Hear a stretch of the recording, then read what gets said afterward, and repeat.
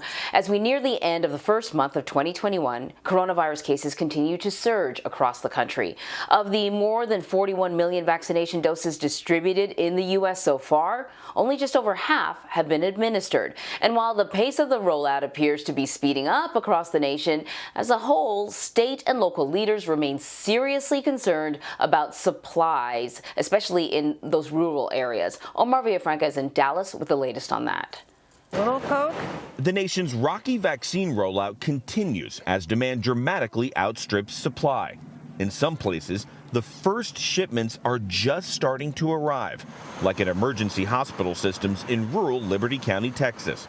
They got their first batch last Thursday, 975 doses. We had a patient that stated they called 198 times to our call center, and the one next to him said, I called 173 times.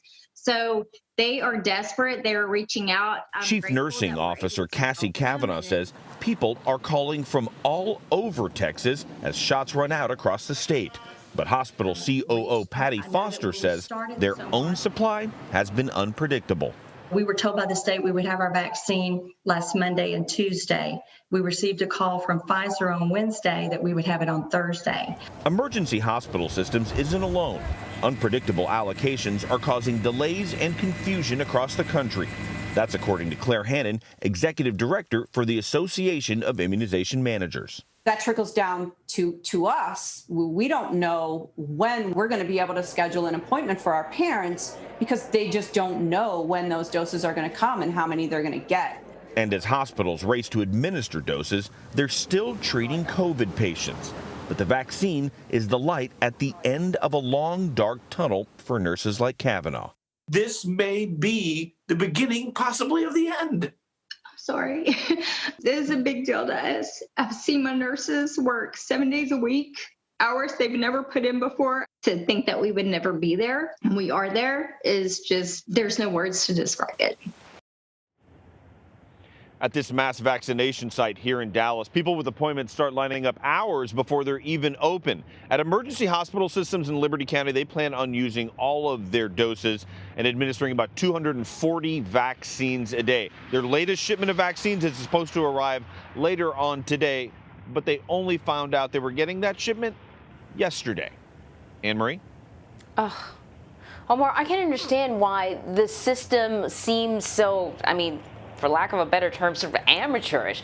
Somebody shouldn't have to sit on the phone and call over and over again to get through and make an appointment. What if you don't have the time to do that? So then you're just at the back of the line, even if you need the vaccination? Well, why is it so difficult for rural areas to get these vaccines? Well, one of the main things that they're telling us is just simple supply of the vaccine. You have small hospital systems, you have chains like Walgreens and CBS. Everybody has their cup out, but not everybody's getting their cup full. Keep in mind, their first dosage in Liberty County there at that hospital system was about 250, give or take, vaccines. There's about 32,000 people who are eligible in the first phase. So obviously that is not enough. So at this point, it is just sheer supply and demand, and there's not enough supply. We keep hearing about the possibilities of maybe other vaccines being approved. There's the Oxford AstraZeneca one. Are people in some of these rural areas, medical professionals, hopeful that if there is an approval for a vaccine that's more easily distributed, that maybe these rural areas will take priority? Taking priority, I don't think anybody in the rural areas is really optimistic about that. They're optimistic about possibly a new vaccine being released onto the market, but several of them have told me that while they can be optimistic, they have to deal with the problem in front of them. And in a rural hospital, if you don't have a large amount of people who can actually administer the vaccine and also treat COVID patients, then you kind of have to split that up. When they found out in Liberty County that they were getting those vaccine doses, they had to set up a bigger call system to be able to set people up for the appointments and then administer them out. So not only is it logistics getting the vaccine to certain areas, but it takes a lot of man and woman power to get ready to put those shots in the arms. Yeah, and we've seen that be a problem in sort of big hospital complexes because, medical personnel, they get sick too. I'm wondering, this is the first time I've actually really seen a story on the impact or the slow rollout in rural areas. Do some of these medical professionals, you know, we saw that nurse that was almost in tears about the prospect of this thing coming to an end for her. Is there a feeling that these rural areas are sort of being forgotten, that they're just, you know, that because they're not part of these bigger metropolitan areas where we're seeing the numbers really spiking, that they're kind of going to end up at the back of the line?